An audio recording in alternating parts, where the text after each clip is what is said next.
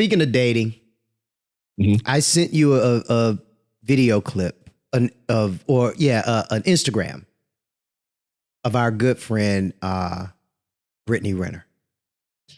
I saw that. Did you watch said clip? I did, and it didn't sound like the Brittany Renner I've come to accept. Correct. So I'm gonna roll it so everybody knows what we're talking about. I can play the audio from my end if you need me to. Oh, actually, that'd be perfect. Okay. So, here she is, and she looks good too. Hi. As a former loud and proud man hater, here are 5 things that have changed the game for me. Number 1, I realized I didn't hate men. I hated the way I allowed myself to be mistreated by men. Big difference, right? You are not a victim. You are a participant. And when you point the finger, you miss out on the opportunity to grow. Number 2, I stopped saying I didn't need a man. Because if I want a relationship with a man, then I need one, right? Okay, that's that on that. Okay. 3, you can't be that serious about getting picked if you're not in the gym at least 3 times a week. Wow. That's going to make some people you mad. didn't take it for yourself, so how would you expect someone to take care of you? Number 4, I stopped entertaining stragglers. And stragglers are guys you meet along the way that you know you're not really ever going to take seriously, but you use them for your own personal entertainment. Number 1, that's wrong. Number 2, you're sending a mixed message. Stay committed to what you want. Most importantly, number 5, accountability. Ooh. She I analyzed said the A-word. behavior and what parts of me resonated with these men I deemed problematic. I'm here to tell you that the call is coming from inside the house. It's time to pick up. Hi. As a former loud and proud. Okay. So I have to give her some props on that. I was not expecting those sounds be coming from those lips. Pun intended.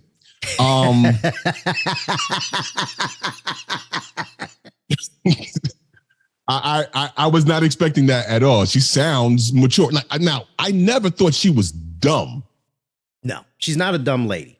Not at all. But just some of her choices and things that how she was moving made her look pretty surfacey, on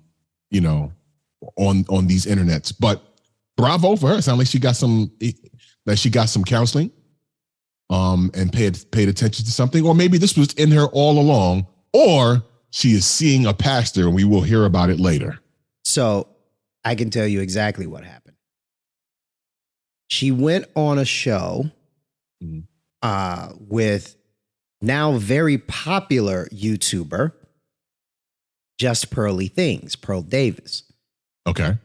Pearl is a semi-pro volleyball player. She lives out in the UK. She got into YouTube and TikTok some years ago. I think it's been a couple of years ago. She was doing like rap music reaction videos and different stuff like that. She found out about the red pill, started watching Kevin Samuels and Rollo Tomasi and some other folks who are big in that space. And her head exploded. She was like, oh my God, I never saw this coming, right? Like I never knew anything about it. But so now she has gone from, I want to say she was in like 20, 30K subs on YouTube to, I think she's at the time of this recording, she might be over 1 million. Wow. She blew up in a short amount of time talking about red pill stuff and men's issues and that type of thing. So she did an episode where she had Brittany on and she had the infamous Andrew Tate on. This happened probably about a week or 2 ago. Andrew Tate, I keep hearing about this dude. I don't really know who he is. We've talked about him before. Yeah, we talked about him a little bit before. He just got arrested not too long ago. He did get arrested in Romania for alleged human, I think you could say human trafficking on YouTube. Yeah. So we'll just say human trafficking, and him and his brother and some other people. And so, yeah, he's in a bit of hot water, and a video clip just came out where Vice is going to do a video with a woman who worked for him for a while, who accused him of all kinds of stuff, which is crazy. So yeah, his life is going to get way harder before it gets any easier anytime soon. But they all sat down and they did an episode of the show together. And he was really just kind of spitting facts. He was just like, this is this, and this is this, and this and this. Mm-hmm. And the look on her face, I invite everybody to go watch it. I'll put a link in the description. Who was spitting facts? Andrew Tate. Yeah. Okay. Yeah. Okay. And Brittany was quiet. She was quiet. She was just kind of looking, and not looking as I can't believe you're saying this, but looking as in, like the RCA dog, you know? Yeah. After that, she did another sit down with Pearl on their own. It was her, Pearl, and a couple of other girls. And she was, visibly, her mind had changed on a lot of stuff. Mm. Like that was the moment, right? When someone can point to the moment in their life where things changed. That was the moment that things changed for her. And then she came out with the video that we just saw, which kudos to her. Yeah. Yeah. All very good things, all very astute. The only one that I'll say to is the gym one. No, I think there's something to that. Because even as men, we have to take care of ourselves, right?